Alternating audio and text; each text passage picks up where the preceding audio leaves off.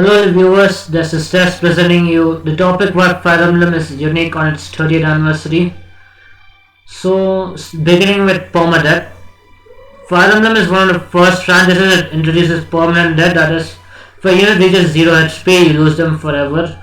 That is unless you reset the map and redo it, since the characters have a personality even if it's bland and have a face, people tend to feel bad if they lose a unit. While this was not a way that Shosakaga intended to play it, he intended players to not reset for the lost units.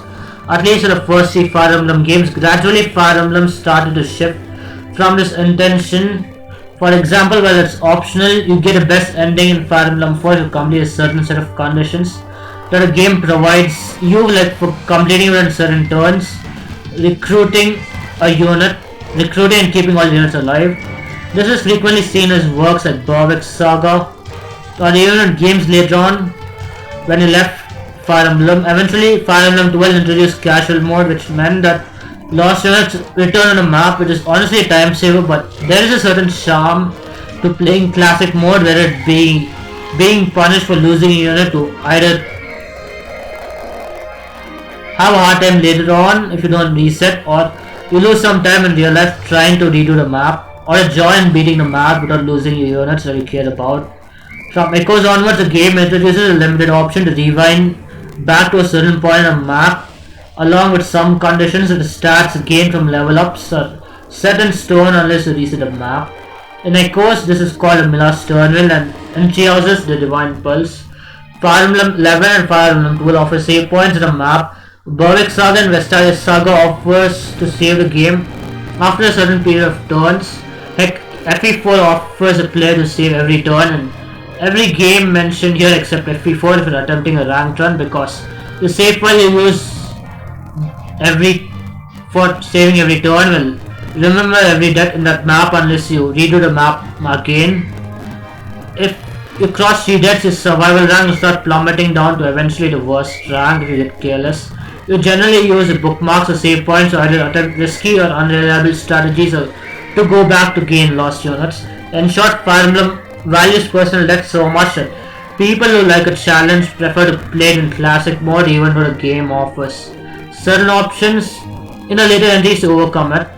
No OP units, overpowered units, even the best units will die after a certain amount of turns if you don't heal them.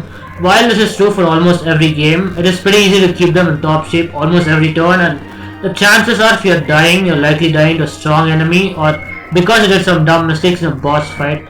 In Fire Emblem, even the best units have a reasonable chance to die if you push them too far.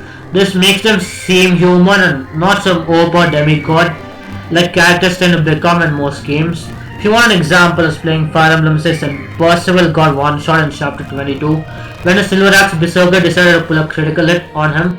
Manakeets pack a punch in FP6 and they have a minor chance to crit unless you have a support with another unit, decent luck, or a combination of both.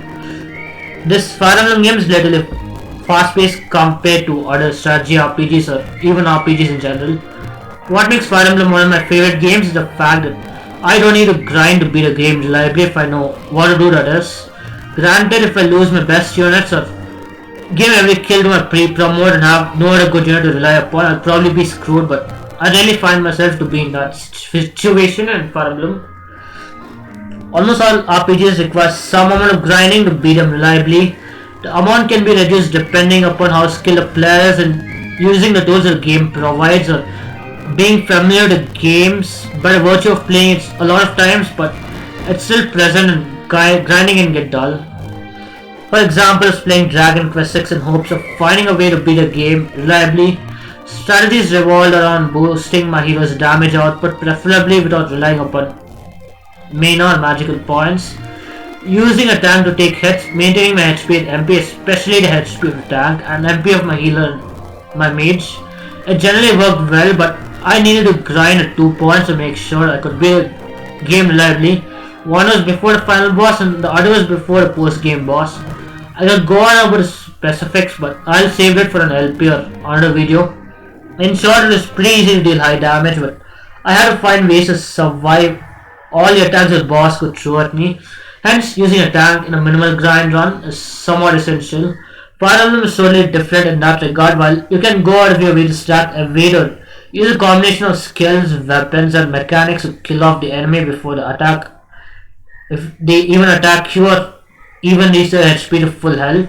In some cases, you survive 1 HP. There's still a reasonable chance for every character to die if you risk it too much. Sometimes you can't even rely upon taking multiple hits, like in H5 Shadow Dragon and H4 New Mystery of the Emblem, which forces a player to either skip the map or kill off the enemies in player phase before they get a chance to wreak havoc, or even blocking your force to prevent them from spawning in some cases. Excuse me. Supports are basically a party chat option in Fire Emblem, albeit they're limited or take a while to unlock. Supports add some depth to a character besides their introduction lines. For example, they take Fire Emblem to a loop while the game expands on him on being a hot-headed idiot. His supports where Jody tells him why he doesn't take being a knight seriously. It's because he was forced to take it because his elder brother couldn't take it, or that Roy is not a bland general but has confidence and self-esteem issues because he's leading an army when he's 15 years old, or that Raven isn't only an edgelord seeking revenge but an introvert who acts tough but has a kind heart. Treehouses takes this to the next level. For example, Felix is thought to be as a loner who prefers strength. While this is true, as you go on to supports, you understand why he's the person he is.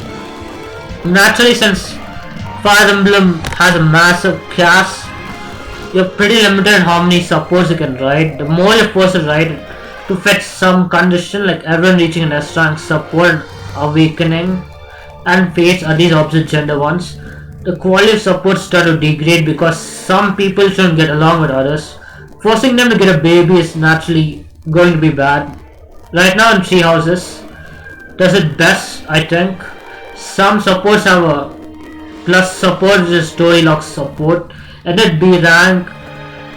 This is probably the reason why the writers could write in-depth supports most of the time which fit in with the story, except when they are forced to redo a character gimmick several times, like burning it up, going from being paranoid to become somewhat sociable only to be repeated in the next cycle of supports. Since most RPGs and strategy RPGs and simulation RPGs don't have a massive cast, like in Fire Emblem, it's probably more easier for them to add more lines to a character to add some more depth and personality. This is a flaw of having a massive cast and the limitations of the hardware, software, and the time to make the game, not the game itself, because I have played Berwick's Saga and the world building and character backgrounds, the way they speak, the purpose is all fleshed out. This is probably the peak of what Shozakaga is capable of if he isn't held back by limitations. Story and gameplay integration. Every Fire Emblem game has this to some extent or the other, but it's probably the most noticeable in Fire Emblem, where the 12 Crusaders who have major blood on them get legendary weapons which not only hit hard but provide stat boosts so OP that Fire Emblem 4 might be one of the few Fire Emblem games that can be reliably beat in 0% growths. This extends how good or bad the units are as well. For example, Pent is a mage general of Etruria in Fire Emblem 7 and consequently one of the best pre-promos that Fire Emblem can offer, while Nino is a talented child because of high growths, decent basis for a level 5 unit, and C rank in Anman, also parents being great mages. Sonya also hinders her growth, so she doesn't scale up to the enemies in a joining map if you are willing to give her kills. To the fact that most magic units in Fire Emblem 7, excuse me, I'm going next. In Fire Emblem 6, Lilina is one of the units who gets the highest magic growth and deals most damage with magic. So, take in that Fire Emblem 6, most units take a while to get a good magic stat. Lilina was tutored by the Mage General Cecilia, and consequently she has a good Anma rank and a high magic growth. She's still a bad unit, but she easily reaches a high amount of magic quickly compared to the rest of the cast. Rake has been traveling around training in magic, so he has somewhat decent stats. Hugo's probably taught the basics by Nemi and he traveled around the world as a mercenary. So while his bases are decent, if you pay 10k they get worse and worse if you pay him less, signaling he has There's lack of motivation to fight for the army. I've rambled on about mages, but there are several examples of story gameplay integrations which make Fire Emblem feel somewhat realistic and satisfying when you use a somewhat bad unit, only to find out that you can do something better than others. For example, Lilina has a very high magic stat, making her one of the best users of bolting, which is one of the ways makes Chapter 16X a lot more tolerable by taking out the nearest sage who has bolting. If you use Roy's support and get lucky, you will take down the sage in one shot. Granted, you need Lilina to use bolting its potential, but if you use Lilina to get bolting, she'll have enough magic to use it to deal decent damage. Fire Emblem has unique mechanics. Fire Emblem has a lot of unique mechanics. While almost every game has one or two of them, Fire Emblem has a lot of them. The most noticeable ones are, of course, a weapon triangle, which is basically the weapons version of rock, paper, and scissors. One weapon has the advantage over the other and a disadvantage against the other one. For example, swords beats axes and is weak against lances. The weapon triangle varies from game to game. The next one is a triangle attack, which generally a trial of Pegasus Knights perform. While it's incredibly niche and hard to pull, on the other hand, on the hands of a skilled player, it can be a very useful tool to kill off an enemy. For example, in Chapter 24 of Shadow Dragon, the trio of Pegasus Knights or Draco Knights, if promoted, can fly over the mountains and pull out a triangle attack on a boss with a Draco Pite crit to kill him off before it retaliates. This saves me forging money to use. This saves me money, more warp uses, and the option to buy more stat boosters will require to do so. But the main consequence is that the guest staff of home use one less warp and seize the map all in one turn, which is kinda neat in a way. Pair-ups are introduced in Awakening and polished in Fates regardless of the game they are in to make the game a lot easier to beat, ranging from stat boost and extra attack or quick support points to get child or unlock a different set of class to get more skills. Combat arts in Treehouse is executed in a somewhat unique way since Fire Emblem does not have an MP system. It reduces the weapon's usability to give an effect of the cost of using a combat art, which makes things a little more complicated since it might be hard to repair a weapon or find its replacement. Also, the way it's limited to 3 arts, unless you're in a class that of weapon that gives you combat art, is somewhat unique way of restricting it. For example, in Final Fantasy Tactics, you can set up a secondary set of skills and a job to make a character a bit more flexible. For example, adding white magic to a paladin gives you a durable unit who can heal. Adding a fighter set to Parivy gives you flexibility in range while you deal high damage and so on. With the right combination of skill sets, you can seize the game pretty easily. While Treehouses has ways you can bend to break the game into pieces. For the untrained player or the player who doesn't experiment and try to create a strategist, it is somewhat harder to reach that point. It's not only combat arts that break the game, but rather the combination of skills, adjutants and gambits, which have got to say very few games can implement it right. Medieval magic fantasy. Fire Emblem is one of the few games that pull off medieval periods, mostly Europe, and fantasy elements like dragons and magic into the society very well without making some characters like a demigod. While the best characters are still good, they can still die to a few hits, if not at the beginning then at the end of the game.